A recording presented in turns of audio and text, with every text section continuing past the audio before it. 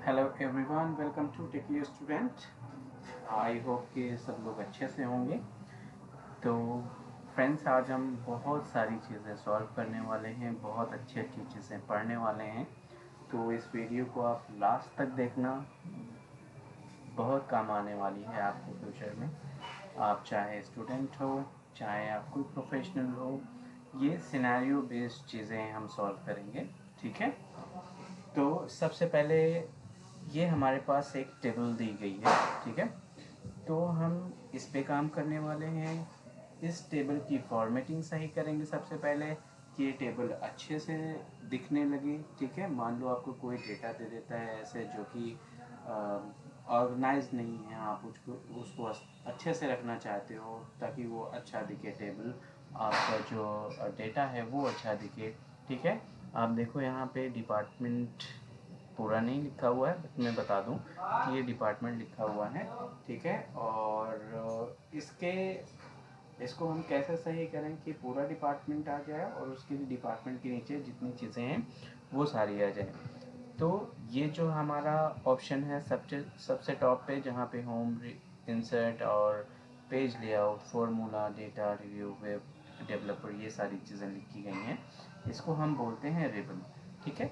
तो रिबन की आज हम फर्स्ट टैब सॉल्व करेंगे, उसको यूज़ करके ये डेटा हम सही करेंगे। ठीक है। तो आप सबसे पहले तो ये जो डेटा है इसको सिलेक्ट कर लो। कीबोर्ड से कंट्रोल ए सिलेक्ट करो। ठीक है। कंट्रोल ए जैसे ही प्रेस करोगे ये पूरा का पूरा डेटा सिलेक्ट हो जाएगा।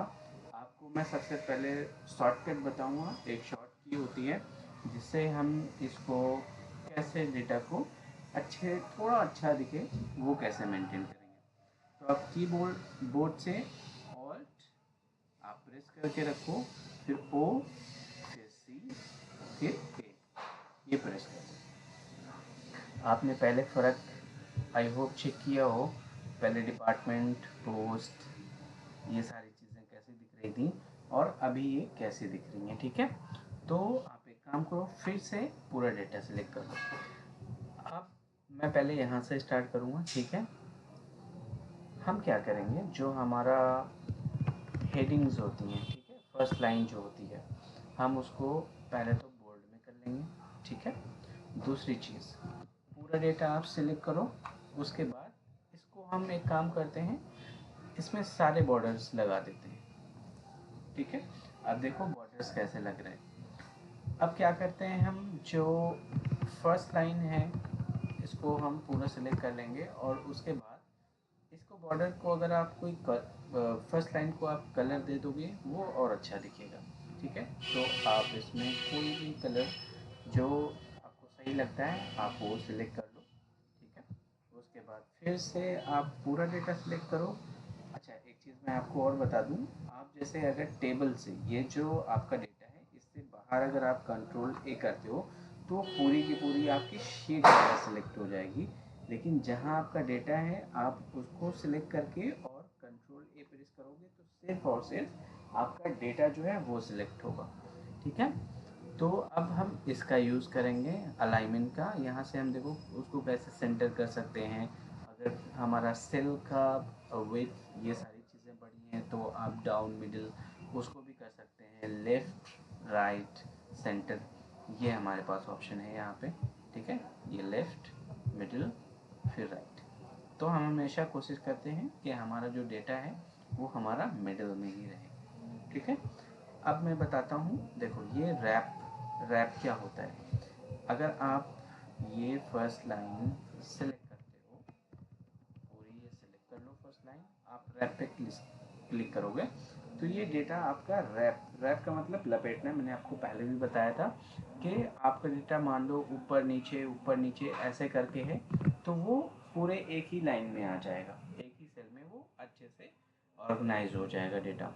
ठीक है। अब मर्ज का क्या काम है वो भी मैं आपको बता देता हूँ। इन केस आपका ये ग्रेड यहाँ पे लिखा हुआ है दूसरा सेल, आप चाहते हो कि ग्रेड को मैं एक और कॉलम में ले लूँ। ठीक है। तो आप वो मर्ज प्रेस कर दो। अब देखो आपका ये ग्रेड दो कॉलम में हो गया, जबकि उसके नीचे की जो सेल है वो सेम है पहले के जैसे। Okay, great. तो अभी हम ये सारी चीज़ें जो आगे की हैं ये बाद में हम सॉल्व करेंगे। उससे पहले हम यहाँ पे देखते हैं कि टोटल हमें कैसे करना है। ठीक है, आपको सबसे पहले मैं ये बता दूं कि डीए आपको कोई सिनेरियो दे देता है और सैलरी है उसकी 5000 और वहाँ पे उनको बोला जाता है कि ये डीए है जो आपको 2.5% आपकी सैलरी में ऐड करना है। तो आप कैसे ऐड करोगे? आप इक्वल्स टू प्रेस करो, फिर उसके बाद जो सेल जहाँ पे सैलरी है उसको क्लिक करो, फिर उसके बाद आप कीबोर्ड से जो मल्टीप्लाई का साइन है आप वो सिलेक्ट कर लो, फिर उसके बाद 2.5%, ये इतना 2.5%। इससे क्या होगा कि आपको 2.5 मल्टीप्लाई 100 ऐसा कुछ नहीं करना होगा। ठीक है, आप सिर्फ परसेंट सेलेक्ट कर लो, ब्रैकेट क्लोज कर दो, एंटर कर दो। अब देखो 5000 का 2.5% कितना होता है? 125। मैंने पहले बताया है कि अगर आपको ये फॉर्मूला सब में अप्लाई करना है, आप वहाँ पे ले जाओ एक्टिव सेल पे, और फिर उसके बाद जब आपका कर्सर बोल्ड हो जाए आप उसको डबल क्लिक कर दो, वो आपका पूरा फॉर्मूला जहाँ तक डेटा है आपका वो सिलेक्ट हो जाएगा। आई मीन वहाँ तक का आपका जो डेटा आप चाहते हो वो आ जाएगा। ठीक है, अब दूसरी चीज़ हम क्या करते हैं, अब आपको क्या निकालना है? टोटल निकालना है। टोटल निकालने के लिए आई होप सबको पता है कि हम सम का यूज़ करते हैं। मैंने अपनी पिछली वीडियो में बताया है कि सम का यूज़ हम कैसे करते हैं। ठीक है, तो अब इन तीनों का हम सम कर लेते हैं, ब्रैकेट क्लोज कर देते हैं। अब देखो पूरा सेल पूरा डेटा यहाँ पे सम होके आ गया। तो राम की सैलरी जो है टोटल वो सब कुछ HRA और PFA ये सब कुछ ऐड करके इतनी आती है। अब हमें क्या करना है कि इसको सब में हमारे पूरे डेटा में अप्लाई करना है। हम इसको क्लिक कर देंगे, डबल क्लिक कर देंगे, जैसे ही वो कर्सर बोल्ड होता है तो हमारा पूरा सम जो है निकल के आ जाएगा। ठीक है जी, तो अब हम एक काम करते हैं, अब हम क्वेश्चन सॉल्व करते हैं। ठीक है, क्वेश्चन है हमारा, how many employ in computer finance electrical department. Question I hope सबको समझ में आ गया। तो इस क्वेश्चन को चलो हम बाद में सॉल्व करेंगे, उससे पहले क्वेश्चन हम चेंज कर देते हैं। ठीक है, total salary of computer department. ठीक है, तो कंप्यूटर डिपार्टमेंट में हम कितनी टोटल सैलरी दे रहे हैं, हम वो कैसे यहाँ पे कैलकुलेट करेंगे वो मैं आपको बताता हूँ। आप इक्वल्स टू करो सम इफ जो है, इफ अगर हमारे पास कोई कंडीशन होती है उस सिनेरियो में हम इफ का यूज़ करते हैं। ठीक है, तो सम इफ हमने सिलेक्ट कर लिया, फिर उसके बाद टैब की प्रेस कर दिया। अब देखो यहाँ पे रेंज पूछ रहा है। ठीक है, ये हमने दे दिया रेंज, फिर उसके बाद क्राइटेरिया। क्राइटेरिया क्या है हमारा यहाँ पे? पहले क्वेश्चन समझो, टोटल सैलरी ऑफ कंप्यूटर, तो कंप्यूटर यहाँ पे हो जाएगा हमारा क्राइटेरिया। ठीक है, हम एक काम करते हैं, क्राइटेरिया दे देती हैं कंप्यूटर।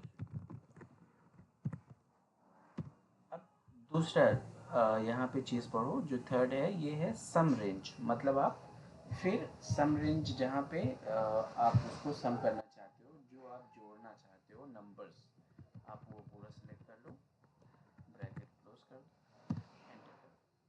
अब यहाँ पे आप चेक कर सकते हो 16,000 आ गया कंप्यूटर का, जो कंप्यूटर डिपार्टमेंट में जो भी हैं, हम कंप्यूटर डिपार्टमेंट में 16,000 टोटल सैलरी हम दे रहे हैं अभी तक फ़िलहाल। ठीक है, आप एक काम करना, आप लोग ये टेबल आप चाहो तो खुद से क्रिएट कर लेना एक्सेल शीट पे बना के, फिर उसके बाद खुद से प्रैक्टिस करना। आप जब खुद से प्रैक्टिस करोगे तो ज़्यादा समझ में आएगा। ठीक है, सेकंड क्वेश्चन थोड़ा सा ट्रिकी है, तो हम एक काम करते हैं, पहले हम अब थर्ड क्वेश्चन सॉल्व कर लेते हैं, जो कि है total salary is greater than 20,000 then A, if total salary greater then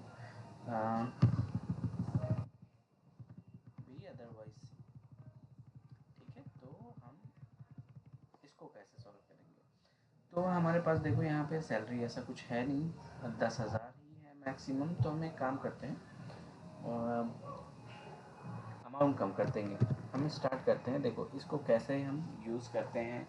अगर आपको ग्रेड देना हुआ, आपको कोई सिनेरियो बेस्ड आपको किसी ने क्वेश्चन दे दिया कि अगर किसी बच्चे का नंबर जो है अगर 95 से ऊपर है तो आप उसको ग्रेड ए दो, किसी का नंबर 90 से ऊपर है तो आप उसको ग्रेड बी दो, और किसी का 70 से ऊपर है तो आप उसको सी दो। आप कैसे करोगे वो देखो। अब ये सारे के सारे कंडीशन है, और कंडीशन के लिए हम यूज़ करते हैं इफ। ठीक है, तो इफ़ हमने यूज़ करा, इफ़ हमने फार्मूला लिखा, ठीक है, इसको एक्टिव कर लिया हमने ये फार्मूले को।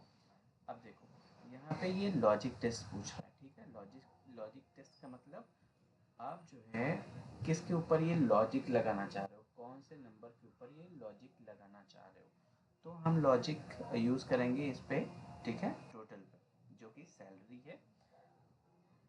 यहाँ पे क्या बोला है कि अगर सैलरी ग्रेटर देन है तो हम नंबर थोड़ा सा कम करेंगे। इफ सैलरी ग्रेटर देन,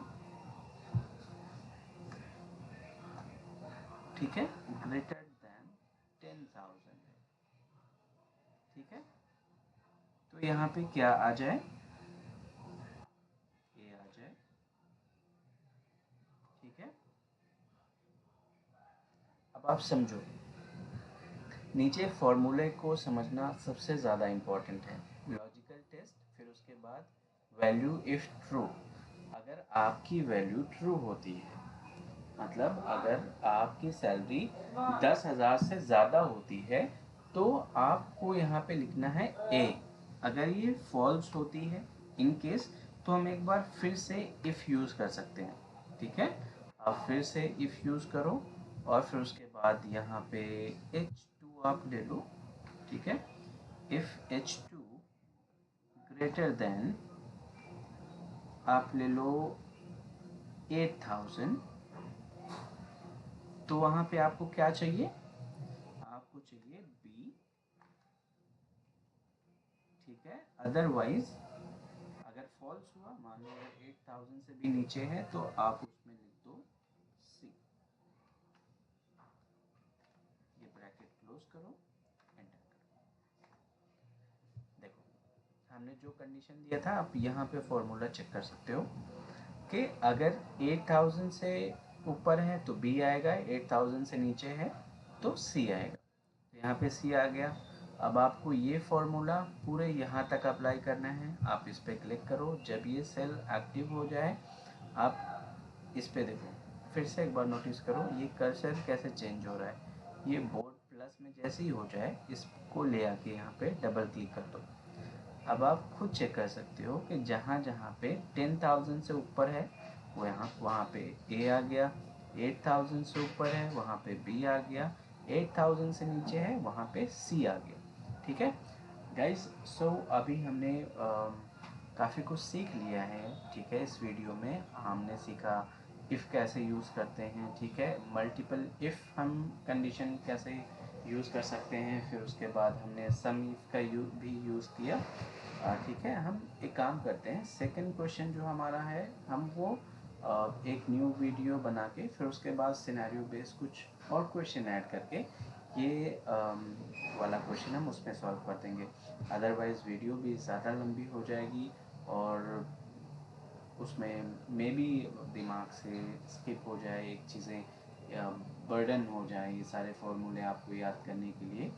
तो आप एक काम करो, जितना मैंने अभी बताया आपको आप उसकी प्रैक्टिस करो, और ये मैं आपको नेक्स्ट वीडियो में बना के फिर उसके बाद सिखा दूँगा कि कैसे ये क्वेश्चन हम सॉल्व करते हैं। ठीक है, thank you guys, thank you so much, bye bye.